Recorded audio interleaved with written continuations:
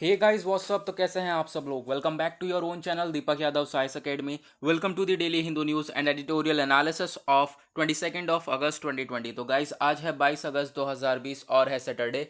देखेंगे आज का the Hindu complete newspaper. The Hindu complete newspaper को एनालाइज करेंगे from the view point of UPSC and other various competitive exams. तो गाइस डिस्कशन स्टार्ट करने से पहले अगर आपको लेक्चर की पीडीएफ चाहिए और इस हाईलाइटेड द हिंदू न्यूज़पेपर की पीडीएफ चाहिए तो आपको करना क्या है, डाउनलोड करना है टेलीग्राम डाउनलोड करने के बाद सर्च बॉक्स में टाइप करना है Deepak Yadav IAS academy. As you can see आपको दिख रहा होगा यहाँ पर, क्लिक करना और नीचे ज्वाइन का ऑप्शन आ रहा होगा, यहाँ पर ज्वाइन कर लेना क्योंकि यहाँ पे आपको डेली बेसिस पे नोट्स वगैरह प्रोवाइड कर दिए जाते हैं। जैसे कि आज न्यूज़पेपर में हमारे गोदावरी रिवर प्रेजेंट है तो उसका जो स्टैटिक पोर्शन है वो सारा प्रेजेंट यहाँ पर जो है टेलीग्राम पर आपको दे दिया गया है। और NHRC प्रेजेंट है न्यूज़पेपर में तो आपका सारा स्टैटिक पोर्शन यहाँ पर दे दिया गया है। तो सारी चीज़ आपको in the form of a notes Telegram पर सारी चीज़ें मिल जाती हैं। तो टेलीग्राम को ज्वाइन कर लेना। और अगर आपको कोई भी प्रॉब्लम्स आती हैं अपनी यूपीएससी प्रिपरेशन के रिगार्डिंग तो आप मुझे इंस्टाग्राम पे फॉलो कर सकते हैं। इंस्टाग्राम अकाउंट मेरा दीपक_1004 के नाम से मेरे यहाँ पे अकाउंट है और इसका जो लिंक है मैंने डिस्क्रिप्शन में दे दिया है और फेसबुक का लिंक भी डिस्क्रिप्शन में है, तो आप जाके मेरा अकाउंट ज्वाइन कर सकते हैं। वहाँ पर आपको ढेर सारे बेनिफिट्स मिलने वाले हैं। और गाइज जो टेलीग्राम का लिंक है वो भी मैंने डिस्क्रिप्शन में दे दिया है। और अभी तक चैनल को सब्सक्राइब नहीं किया है तो सबसे पहले आपका काम है चैनल को सब्सक्राइब करना। तो गाइज यहाँ पर सबसे पहले चैनल को सब्सक्राइब कर देना, देन उसके बाद आगे बढ़ते हैं। देखेंगे आज का द हिंदू न्यूज़पेपर। तो गाइज ऐसे ही best of the best analysis daily लेने के लिए सबसे पहले चैनल को सब्सक्राइब कर देना और नोटिफिकेशन के लिए बेल आइकन को ज़रूर प्रेस कर देना। नाउ सबसे पहले आगे बढ़ते हैं पेज नंबर 1 के ऊपर। तो ये वाला आर्टिकल देखें तो जो श्री सालाम यहाँ पे पावर हाउस में आग लग गई है, उसकी वजह से जो 9 लोगों की मौत हो चुकी है। ये कहाँ पर है? तेलंगाना में। ठीक है, तो अभी यहाँ पर ये इंपॉर्टेंट नहीं है बट यहाँ पर जो काफ़ी ज़्यादा न्यूज़ में है तो पता होना ज़्यादा ज़रूरी है। ठीक है, नाउ नेक्स्ट आर्टिकल है। ये बताया गया है, टॉप कोर्ट ने क्या बोला है, stopping religious activities alone is not is a strange, यानी कि ये भी अच्छा नहीं है कि यहाँ पे कि अगर कोई रिलीजियस एक्टिविटीज़ है, कोई फेस्टिवल्स है तो उसको रोक दिया जाए पेंडेमिक की वजह से, है ना।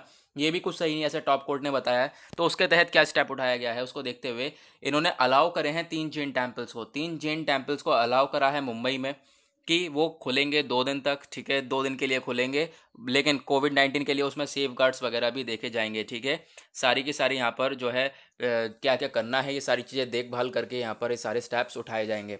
नाउ नेक्स्ट आर्टिकल पे आते हैं। ये आता है, ये वाला आर्टिकल इंपॉर्टेंट नहीं है ये वाला बिल्कुल भी, लेकिन यहाँ पर इंपॉर्टेंट चीज़ आपको दिख रही होगी NRHM। ठीक है, NRHM यहाँ पर इंपॉर्टेंट चीज़ है, नेशनल रूरल हेल्थ मिशन। ये एक इम्पॉर्टेंट हमारे लिए टॉपिक बन जाता है यूपीएससी के पॉइंट ऑफ व्यू से और इससे रिगार्डिंग क्वेश्चंस भी पुटअप हो सकते हैं। तो गाइस चलते हैं हम लोग वापस अपने टेलीग्राम के ऊपर, तो इसके बारे में आपको मिल जाएगा।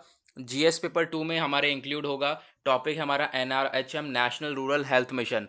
ओके, जो नेशनल रूरल हेल्थ मिशन ये लॉन्च करा गया प्राइम मिनिस्टर के द्वारा 12 अप्रैल 2005 में। क्यों करा गया?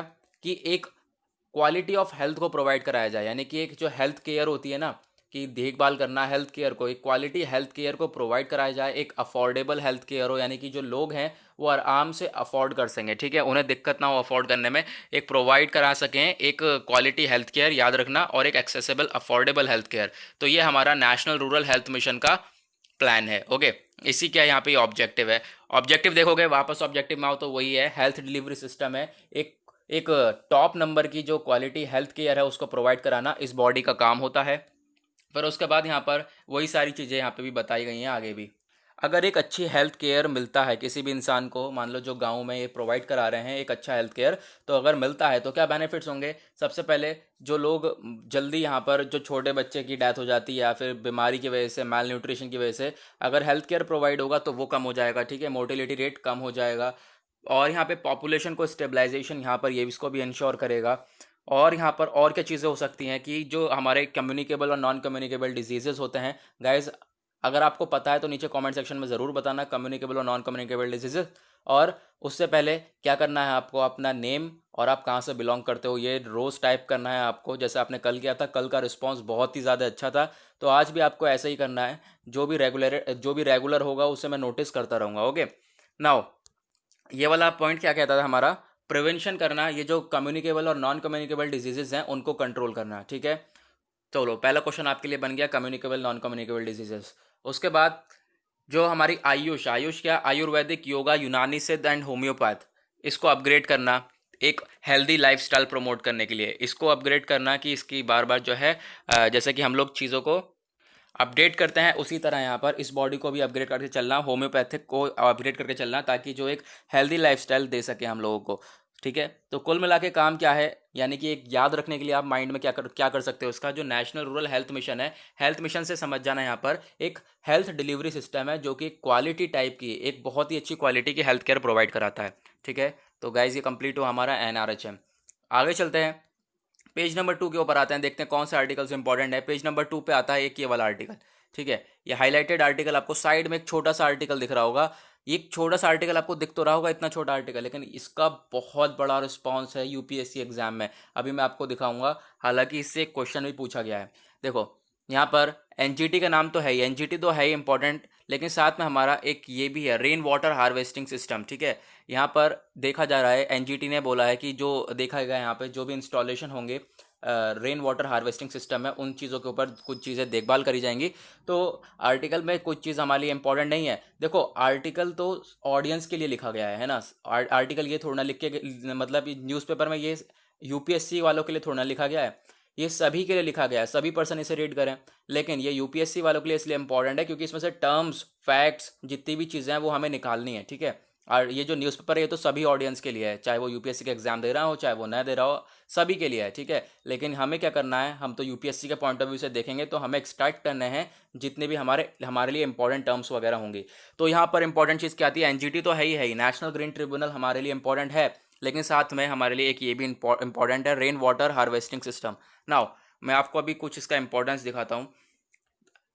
तो गाइज यहाँ पर पहले हम लोगों ने अभी जो डिस्कस किया था ना, नेशनल रूरल हेल्थ मिशन, इसके रिगार्डिंग कुछ क्वेश्चन दिए थे मैंने, यूपीएससी क्वेश्चन, यूपीएससी से रिलेटेड क्वेश्चन, तो आप यहाँ पर इसको भी देख सकते हैं जाकर। अभी यहाँ पर हमने बात करी एनजीटी की, तो अभी एनजीटी को हम डिस्कस करेंगे बाद में। पहले मैं आपको दिखाऊं कि जो वाटर हार्वेस्टिंग सिस्टम है उससे रिलेटेड सन 2000 में यूपीएससी में मेंस में क्वेश्चन आया था। ठीक है, मेंस में क्वेश्चन पूछा गया था, व्हाट इज़ वाटर हार्वेस्टिंग और उसका रिलेवेंस इंडियन कॉन्टेक्स्ट में। तो आप यहाँ पर ये सारी चीज़ें देखोगे, पूरा का पूरा मैंने आंसर आपको सेंड कर दिया है टेलीग्राम पर, आप जाकर इस पर एक बार नज़र मार लेना। नाउ आज हम डिस्कशन करेंगे अपना रेन वाटर हार्वेस्टिंग का, है ना, जो हमारे न्यूज़ में प्रेजेंट है। तो रेन वाटर हार्वेस्टिंग क्या है, ये जीएस पेपर 1 ज्योग्राफी में आएगा आपका। तो रेन वाटर हार्वेस्टिंग नाम से ही समझ में आ रहा होगा, रेन वाटर यानी जो बारिश का पानी है उसको इस तरीके से बचा के रखना कि वो बाद में खेती बाड़ी के लिए, हार्वेस्टिंग के लिए, इरिगेशन के लिए काम में लाया जाए, है ना। पानी को, बारिश के पानी को एक यूज़फुल वाटर बनाना, ठीक है, ना कि उसे वेस्ट करना, ये होता है हमारा रेन वाटर हार्वेस्टिंग। ये एक प्रोसेस है जिसमें इन्वॉल्व होता है कलेक्शन और स्टोरेज ऑफ रेन वाटर, बारिश के पानी को कलेक्ट करना और उसे स्टोर करना एक आर्टिफिशियल डिज़ाइन सिस्टम में, ताकि उसे हम बाद में इस्तेमाल कर सकें। That is called rain water harvesting. Easy, simple है। उसके बाद आप देखें इसका importance of implement rain water harvesting, यानी इसकी इंपॉर्टेंस क्या है। सबसे पहले to reduce run off loss. अब यहाँ पे रन ऑफ लॉस, एक तो जो बारिश का पानी है, कभी कभार बारिश जब मानसून के टाइम पे इतनी ज़्यादा हो जाती है तो वो सारा बेकार ही होना है, इससे अच्छा हम लोग उसे इस्तेमाल कर सकते हैं। नेक्स्ट, जो हमारी डिमांड है किस चीज़ के लिए, डिमांड है हमारी हार्वेस्टिंग के लिए, उसको वाटर हार्वेस्टिंग के लिए। पानी वैसे ही कम है तो हम पानी को और ज़्यादा इस्तेमाल कैसे कर सकते हैं, बारिश के पानी को इकट्ठा करके हम अपनी हार्वेस्टिंग वगैरह के लिए इस्तेमाल कर सकते हैं, क्योंकि यहाँ पर डिमांड काफ़ी ज़्यादा है पानी की। ओके, नेक्स्ट क्या है, for agriculture and food security. देखो इरिगेशन वगैरह के लिए हम लोग जो है पानी का इस्तेमाल कर सकते हैं, एग्रीकल्चर के लिए, कृषि में यहाँ पर काफ़ी ज़्यादा यूज़ हो सकता है हमारा रेन वाटर का। उसके बाद विमेन इश्यूज़ क्या आते हैं इसमें, इंपॉर्टेंट है ये पॉइंट। देखो ड्राई और सूखा सूखा सूखा और हिली एरियाज़ जो होते हैं, कि मतलब पहाड़ी टाइप के एरियाज़ होते हैं, और सूखी जो पड़ी जगह होती हैं, वहाँ पे जो विमेन है, विमेन को काफ़ी ज़्यादा परेशानी होती है पानी वगैरह लाने में। तो रेन वाटर हार्वेस्टिंग जो है यहाँ पर एक जो है ये सॉल्यूशन बन सकता है वहाँ पर, कि अगर जहाँ भी बारिश होगी, बारिश देखो सभी जगह होगी, तो बारिश होगी तो उस पानी को बचा के कलेक्ट करके रख सकते हैं और बाद में उसको यूज़ में ले सकते हैं। इसके एडवांटेजेस क्या होंगे, एडवांटेजेस एक तो सबसे पहले लो कॉस्ट पड़ने वाला है, सबसे सस्ता। उसके बाद आप देखोगे यहाँ पर जो ये एक्वीफर है ये सर्व करेगा as a distribution system also. ये एक्वीफर क्या होता है, अभी एक्वीफर मैं आपको बता दूं, ये एक underground layer of water bearing permeable rock, यानी कि एक यहाँ पर अंडरग्राउंड लेयर ऑफ वाटर, यानी कि एक अंडरग्राउंड लेयर होती है वाटर की, ठीक है। तो उसी को यहाँ पर कहा गया है हमारा एक्वीफर। ओके, सिंपल सा है। एक्वीफर एक अंडरग्राउंड लेयर ऑफ वाटर, एक पानी होता है ज़मीन पर, फिर ज़मीन के अंदर में यहाँ पे अंडरग्राउंड जो वाटर होता है, साथ में जो प्रिमेबल रॉक हो गए, रॉक फ्रैक्चर्स, और यहाँ पर मटेरियल जैसे कि ग्रेवल, सैंड वगैरह हो गया, ये सारी चीज़ें। और एक और इंपॉर्टेंट चीज़ आपको यहाँ पे पता चलती है क्या, जो स्टडी ऑफ वाटर फ्लो है, study of water flow in aquifer, यानी कि अंडरग्राउंड में जैसे वाटर फ्लो हो रहा है यहाँ पर, तो जो इसकी स्टडी होती है उसको हम कहते हैं हाइड्रोजियोलॉजी। एक और टर्म आपको पता चल गई इसके साथ ही साथ, है ना। अब उसके बाद एडवांटेजेस क्या क्या है, एक तो कॉस्ट लो हो जाएगी, उसके बाद जो पानी है वो वेस्ट नहीं होगा, और यहाँ पर एक इको फ्रेंडली यहाँ पर सिस्टम है, एनवायरमेंट फ्रेंडली यहाँ पे ये सिस्टम है, कोई यहाँ पे एनवायरमेंट के ऊपर भी नुकसान नहीं पहुँचेगा। उसके बाद यहाँ पे जो फ्लड हैजार्ड्स हैं उसको भी कम हो जाएगा, क्योंकि जो पानी है उसको हम यूज़ में ले लेंगे, तो जो बाढ़ वगैरह की जो यहाँ पे खतरा है वो भी कम हो जाएगा। उसके बाद जो ग्राउंड वाटर लेवल है वो आज के टाइम पे काफ़ी बिलो जाता है, बिलो जाता चला जा रहा है। तो अभी क्या हो सकता है, अगर हम वाटर को स्टोर करके रखेंगे, रेन वाटर को, तो वो जो लेवल है वो भी राइज हो जाएगा। तो ये सारी चीज़ें हैं, ये सारे काफ़ी सारी बेनिफिट्स मिल जाएंगे रेन वाटर हार्वेस्टिंग से। ठीक है, छोटा सा टॉपिक है और देखो कितना सारा इसमें यार सामान निकला है। चलो अभी एनजीटी को डिस्कस करते हैं हम लोग। एनजीटी भी था ना वहाँ पे, तो एनजीटी हमारा जीएस पेपर 2 और 3 दोनों में आएगा। जो यूपीएससी की तरफ से टॉपिक्स हैं वो conservation tribunal, statutory bodies. Okay, NGT क्या है, हमारा नेशनल ग्रीन ट्रिब्यूनल। ये लाया कब गया था, इसे सेटअप करा गया एक एक्ट के दौरान, एक एक्ट के थ्रू यहाँ पर इसको सेटअप करा गया। वो एक्ट कौन सा था, नेशनल ग्रीन ट्रिब्यूनल एक्ट 2010, 2010 के एक्ट से। और इसका काम क्या है, काम यह है जितने भी एनवायरमेंटल इश्यूज होते हैं, एनवायरमेंट में जितनी भी यहाँ पे परेशानियाँ पड़ती हैं, जैसे कि पॉल्यूशन हो गया और भी सारी चीज़ें हो गई, ठीक है, तो इन सब के रिगार्डिंग स्टेप उठाना कि ये पॉल्यूशन है ये सारा चीज़ें ना हो, एनवायरमेंट को प्रोटेक्ट कैसे करके रखें, वो हमारा एनजीटी ये सारी चीज़ें लेकर चलता है। और आप देखोगे इंडिया ऐसी थर्ड कंट्री थी जिसने ऐसी ऐसी कोई बॉडी को एस्टेब्लिश किया है, यानी कि एनजीटी टाइप जो एनवायरमेंट के ऊपर ध्यान दे, ऐसी कोई बॉडी को जो है एस्टेब्लिश किया है, ऐसी इंडिया जो है वो थर्ड कंट्री है। पहली कंट्री ऑस्ट्रेलिया है, दूसरी न्यूजीलैंड, और India third. Okay, now NGT जो है अभी यहाँ पर आप देखोगे इसमें क्या होता है कि अगर कोई अपील वपील होती है तो अपील वो with in 6 months of filing of the same, यानी कि जब अपील वो करी गई है, फाइल करी गई है, तो उसके 6 मंथ्स के अंदर अंदर यहाँ पर ये सारी चीज़ें करी जाती हैं। ठीक है, अब आता है एक इंपॉर्टेंट चीज़ के ऊपर एनजीटी के, इसका हेडक्वार्टर कहाँ पर है, न्यू दिल्ली में है, और कुछ इसके यहाँ पर ऑफिसेस हैं। ठीक है, ब्रांचेस कह लो, ब्रांचेस कहाँ पर हैं, भोपाल, पुणे, कोलकाता, चेन्नई, यहाँ पर इसके कुछ 4 ब्रांचेस हैं। तो गाइज ये पूरा पूरा आर्टिकल हमने कंप्लीट करा, इस आर्टिकल में कुछ भी चीज़ें नहीं छोड़ी, ये इंपॉर्टेंट आर्टिकल है बहुत।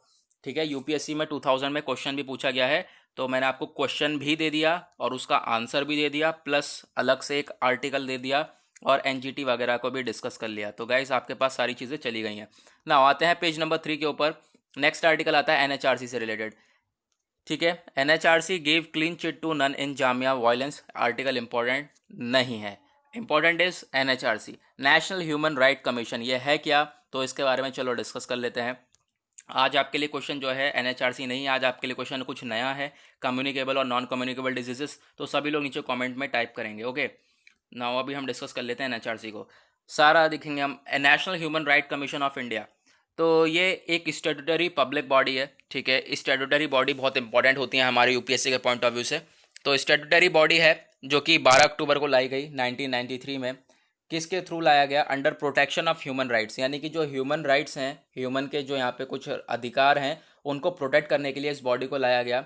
जैसे कि कौन कौन से अधिकारों को, जैसे कि पर्सन के पास हक है right to life, right to liberty, right to equality, right to dignity. ये सारे जो अधिकार हैं पर्सन के, इन सबको प्रोटेक्ट करने के लिए इस बॉडी को लाया गया, और ये बॉडी इसी के लिए काम करती है। और इसकी कुछ चीज़ें आप देखोगे, हेडक्वार्टर कहाँ पर है, न्यू दिल्ली में हेडक्वार्टर है। अभी इसके जस्टिस कौन है, ठीक है, जस्टिस चेयरमैन कौन है, अभी एचएल दत्तू यहाँ पे इसके चेयरमैन है।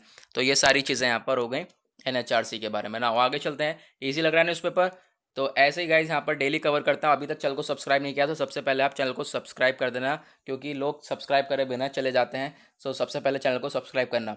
नाउ नेक्स्ट पेज नंबर 4 पे आते हैं हम लोग। पेज नंबर 4 पे आप ये दोनों आर्टिकल देख रहे होंगे, दोनों आर्टिकल एक ही चीज़ के ऊपर है, वो है हमारे सतलज यमुना इशू, जिसके बारे में हमने रिसेंटली डिस्कस भी किया था, 3-4 दिन हुए हैं। तो ये है क्या चीज़, अभी मैं आपको पहले इशू बताऊंगा, फिर उसके बाद यहाँ पर हम लोग करंट अफेयर यानी अपना न्यूज़पेपर कवर करेंगे। ये इशू ये है, ये देखो, एक तो है हमारा सतलज, एक सतलज रिवर है, ठीक है, सतलज यमुना। तो हुआ क्या है यहाँ पर कि जो रिवर है ये, इसको शेयर करने की बात हुई थी, ये जो यमुना रिवर है, इससे इसका एक कैनाल लिंक बनाने की बात हुई थी। किस किस के बीच में? पंजाब और हरियाणा के बीच में। ठीक है, पंजाब और हरियाणा के बीच में एक काम हुआ था कि इनके बीच में वाटर शेयर करने की बात हुई थी कि जो पंजाब है, पंजाब वाटर शेयर करेगा अपना, यमुना का जो वाटर शेयर करेगा किससे? हरियाणा से। और उसके लिए कैनाल बनाने की बात हुई थी। ठीक है, तो कैनाल बनाने की बात तो हुई थी, लेकिन अभी तक यहाँ पे ये सारी चीज़ें पूरी तरह से इम्प्लीमेंट नहीं हो पाई हैं। हरियाणा ने अपनी तरफ से ये काम कर दिया था, कैनाल बना दिया था, लेकिन पंजाब ने अपनी तरफ से कैनाल नहीं बनाया है और कहा है वाटर शेयर। एक तरीके से आप यही कह सकते हो, वो मना ही कर रहा है वाटर शेयर करने को। तो ये पूरा इशू है। ठीक है, तो इसे कहते हैं सतलज यमुना इशू। और काफ़ी टाइम पहले से, आज के टाइम से ये इशू नहीं है, काफ़ी टाइम पहले से, कई सालों पहले से यहाँ पर जो ये इशू चल रहा है। देखोगे 1966 की बात है, जब पंजाब रीऑर्गेनाइज हुआ और ये डिसाइड करा गया, हरियाणा जो है 1966 की बात हो रही है, 1966 में ये काम हुआ है। तो डिसाइड करा गया था जो हरियाणा है, हरियाणा को पानी का शेयर मिलेगा, सतलज वाटर का, जो सतलज वाटर है ये मिलेगा और पंजाब जो है इसे हरियाणा को देगा। ये सब चीज़ें हुई। ठीक है, फिर उसके बाद 1977 में आप देखोगे एक इंपॉर्टेंट चीज़, ये जो डिस्टेंस है पूरा सतलज यमुना का, ये जो लिंक है इनका दोनों का, सतलज यमुना लिंक कैनाल जो है, इसका डिस्टेंस कितना बनाया गया है? 214 किलोमीटर। ठीक है, 122 किलोमीटर जो है वो पंजाब की साइड है और 92 किलोमीटर हरियाणा की साइड है। अब 1980 में क्या हुआ? हरियाणा ने तो अपना प्रोजेक्ट कंप्लीट कर लिया, हरियाणा ने अपना 92 किलोमीटर का लिंक पूरा बना दिया, लेकिन पंजाब ने अपना अभी तक कंप्लीट नहीं किया है। पंजाब ने बिल्कुल भी अभी तक अपना लिंक जो है कंप्लीट नहीं करा है। तो फिर सुप्रीम कोर्ट ने बोला, सुप्रीम कोर्ट ने ऑर्डर करा पंजाब को कि कंप्लीट करो अपना कैनाल पूरा का पूरा, क्योंकि ये सारी चीज़ें जब पहले बात हो चुकी हैं तो आपको वाटर शेयर करना पड़ेगा। तो यहाँ पर आप देख सकते हो पंजाब ने जो है वाटर शेयर करने से मना कर दिया है और जो ये केस है अभी तक पेंडिंग पड़ा हुआ है। 1966 का केस अभी तक पेंडिंग पड़ा हुआ है। आप सिचुएशन देख सकते हो इंडिया में कितनी बुरी है। ओके, तो उसी के रिगार्डिंग यहाँ पर ये बात हो रही है कि जो हरियाणा है, क्या कहा जा रहा है, इन्होंने जो हमारे पंजाब के सीएम है, कौन है? अमरिंदर सिंह। ठीक है, अमरिंदर सिंह हैं, तो इन्होंने क्या बोला कि जो हरियाणा है, हरियाणा के पास पहले से ही ज़्यादा पानी है पंजाब के। ठीक है, पंजाब से अगर हम देखें तो पंजाब से ज़्यादा पानी है हरियाणा के पास, ये बोल के यहाँ पे एक्सक्यूज़ बना रहे हैं। तो ये सारी चीज़ें हैं इस आर्टिकल में। बैकग्राउंड जानना था, बैकग्राउंड हमने जान लिया, क्या है सतलज यमुना इशू, लिंक है। और इंपॉर्टेंट चीज़ जो मैंने आपको बताई थी, लिंक का डिस्टेंस कितना है गाइज, याद रखना, लिंक का डिस्टेंस है 214 किलोमीटर। ओके, इसका याद रखना, वो इंपॉर्टेंट चीज़ हो जाती है आपके लिए। नाउ आगे चलते हैं, पेज नंबर 6 के ऊपर आते हैं, एडिटोरियल। एडिटोरियल होता है हमारे लिए इंपॉर्टेंट, आपको पता है, लेकिन आज का एडिटोरियल इतने खास नहीं है। ठीक है, क्योंकि आप देखोगे सबसे पहला कि ये वाला इम्पैक्ट क्या हुआ कोविड-19 का और लॉकडाउन का इंडिया के ऊपर, तो वही घिसा पिटा आर्टिकल जिसको हम कई बार डिस्कस कर चुके हैं, कई बार दसियों बार डिस्कस कर चुके होंगे। वही सारी बात कि यहाँ पे क्या क्या चीज़ें हुई, इंडिया जो है पूरा का पूरा शट डाउन हुआ। ठीक है, क्या इम्पैक्ट पड़ा कि पूरा का पूरा इंडिया शट डाउन हो गया, इकोनॉमी वगैरह सब कुछ डाउन चली गई, हालत बुरी हो गई। और फिर आप बीच में देखोगे जो मजदूर थे उन्हें काफ़ी ज़्यादा परेशानी पड़ी लॉकडाउन में लोगों को काफ़ी ज़्यादा परेशानी पड़ी। उसके बाद आप देखोगे यहाँ पर जो एजुकेशन भी एक फैक्टर बना, स्कूल्स वगैरह सब कुछ बंद थे। यही सारे पॉइंट जो है इसमें इंक्लूड हैं, तो आप जाकर देख सकते हैं, और ये काफ़ी बार डिस्कस कर चुके हैं हम लोग, तो इसको आज हम डिस्कस नहीं करेंगे। तो आज हम डिस्कस करने वाले हैं ये वाला आर्टिकल। ठीक है, ये वाला आर्टिकल अच्छा लगा, इसको हम डिस्कस करेंगे आज। ठीक है, यहाँ पर ये बता क्या रहा है, किस चीज़ के बारे में? पोस्ट पेंडेमिक फ्यूचर, यानी कि अभी आप देखोगे जो कोरोना वायरस के बाद का टाइम, ठीक है, मान लो लॉकडाउन के बाद का टाइम, जो आज का दौर चल रहा है इस समय का, तो इस टाइम तो यहाँ पर काफ़ी ज़्यादा तारीफ करी गई है हमारे पीएम की।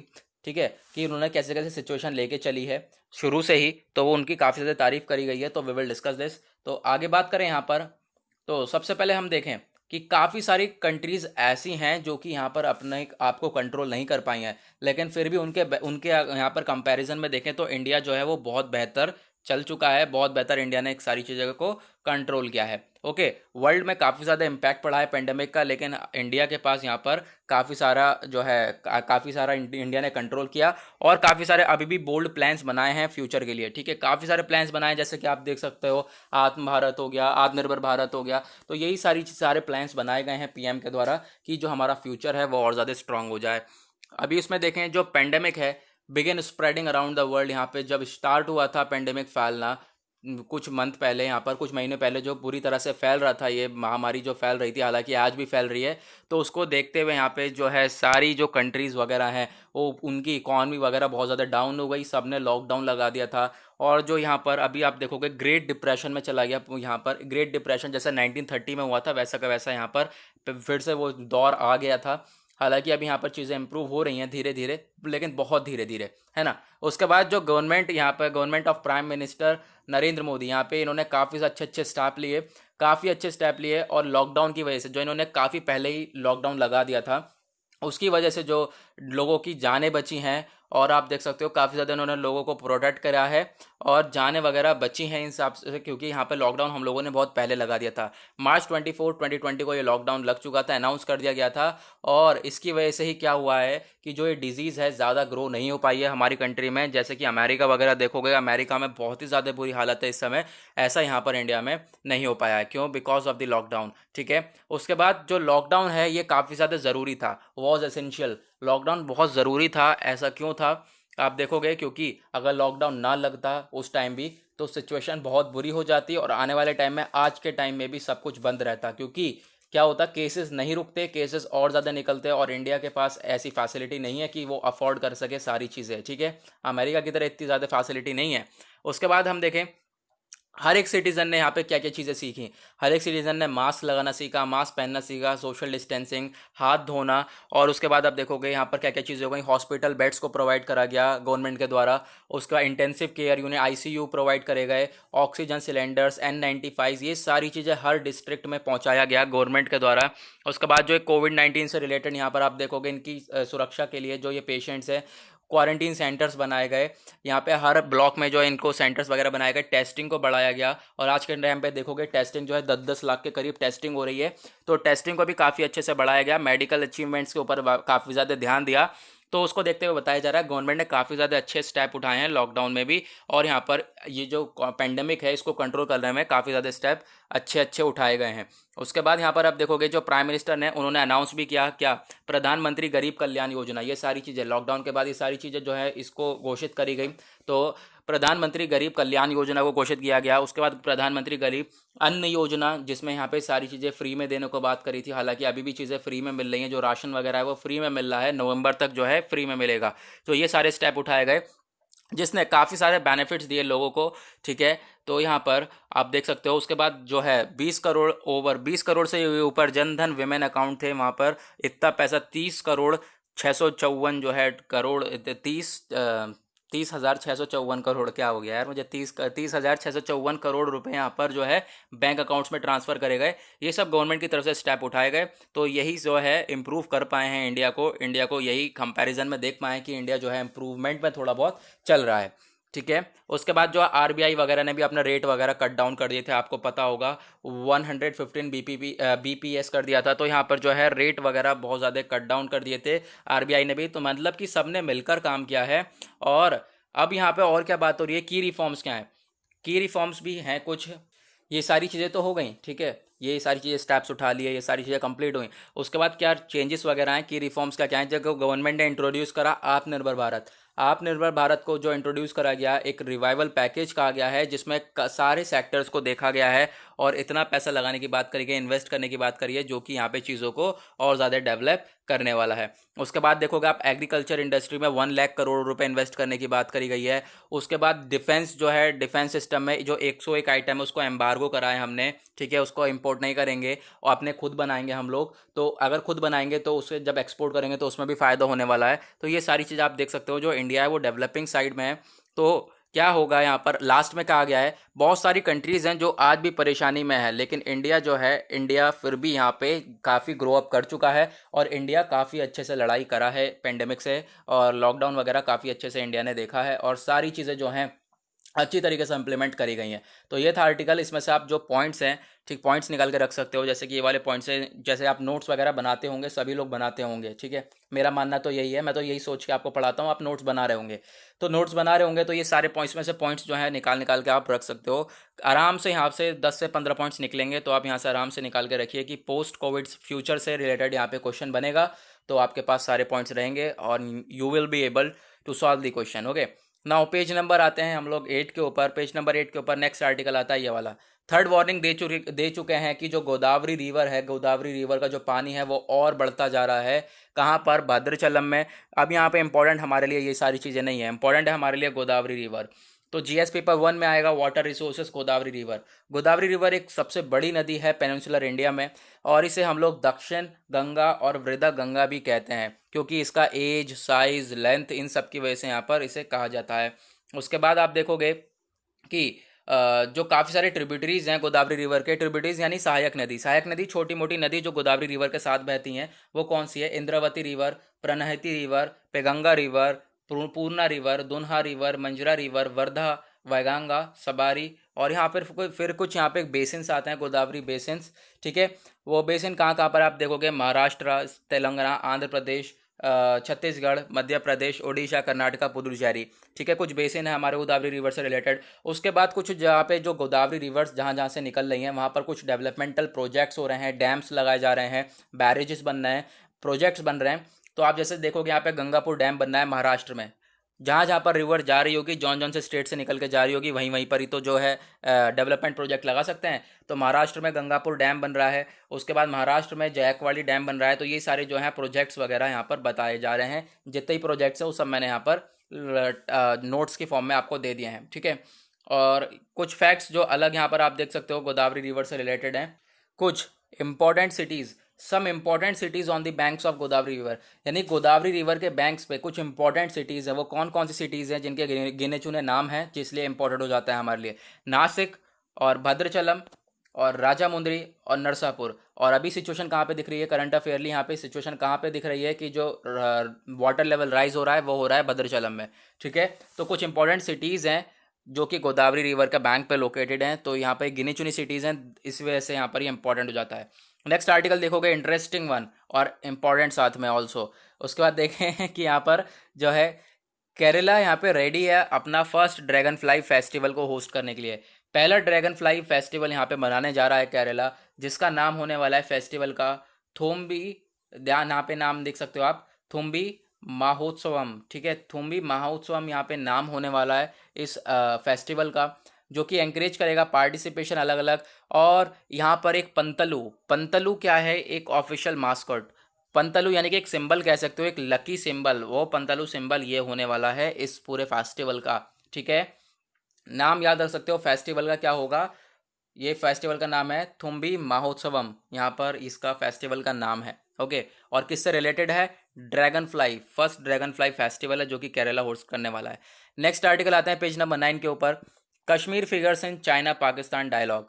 अब यहाँ पर जो है फ्राइडे में कुछ बातें हुई चाइना पाकिस्तान के बीच में, तो इन्होंने फिर से जो है कश्मीर को बीच में डाल दिया अपने डायलॉग के बीच में। मतलब मानने के लिए तैयार नहीं है अभी भी यार, तो पता नहीं क्या होने वाला है। नेक्स्ट आपसे फिर से आज क्वेश्चन बनता है सीबीआई, क्योंकि काफ़ी दिन हो गए आपको करे हुए सीबीआई।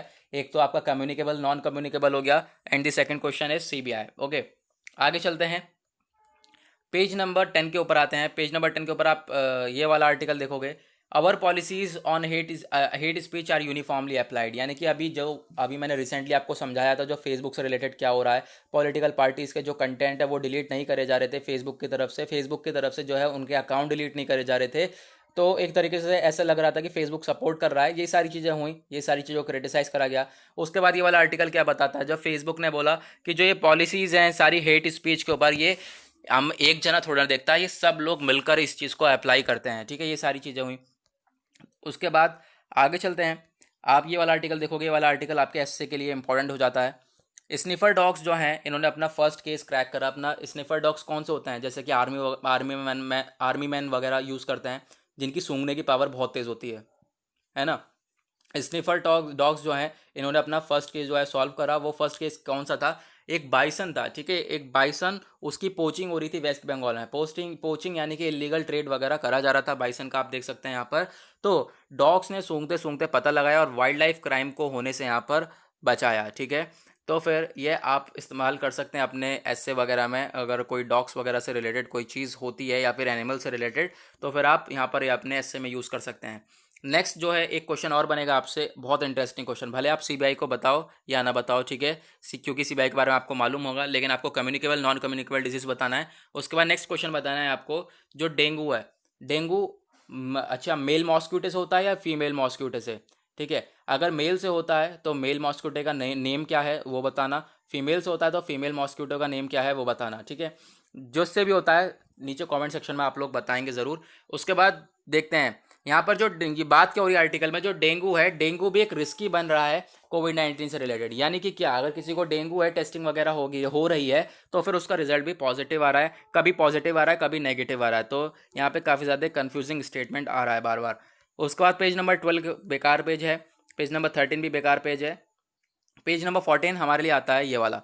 अब देखो, टर्की कन्वर्ट करने वाला है एक और चर्च को मॉस्क के अंदर, ठीक है। अभी यहाँ पर कौन सा जो है मॉस्क को कन्वर्ट करा, हैगिया सोफिया, है ना, हैगिया सोफिया को कन्वर्ट करा। हैगिया सोफिया कहाँ पर है, पता ही होगा, टर्की में है यार, ठीक है। अब टर्की दूसरा स्टेप क्या उठा रहा है, एक और चर्च है, ठीक है, इस चर्च का नाम क्या है, करिए म्यूजियम। अब करिए म्यूजियम को जो है टर्न करने वाला है मॉस्क में। तो अभी देखें क्या स्टेप बन के आएगा, क्या होगा आगे। आगे जब अभी ऐसा ऐसा अनाउंसमेंट हो गया है तो फिर आगे इसके बारे में चीज़ें आती रहेंगी। पेज नंबर 16 ख़त्म न्यूज़पेपर, ठीक है। तो गाइज़ हमने आज का न्यूज़पेपर को कवर कर लिया है। तो अभी तक आपने चैनल को सब्सक्राइब नहीं किया, मैं बार बार कह रहा हूँ चैनल को सब्सक्राइब कर लेना, क्योंकि आपको ढेर सारे बेनिफिट्स मिलेंगे इस पर। और अपना नेम और कहाँ से बिलोंग करते हो ये सारी चीज़ें आपको टाइप करनी है नीचे, और जो क्वेश्चन पूछे गए हैं वो टाइप करने हैं। और जो लिंक है टेलीग्राम का, फेसबुक का, इंस्टाग्राम का, वो नीचे डिस्क्रिप्शन में दे दिया है, आप डिस्क्रिप्शन में जाकर मुझसे जुड़ सकते हैं। तो गाइज़ आज के लिए बस इतना ही, मिलेंगे आप लोगों से कल। आज के लिए बाय बाय।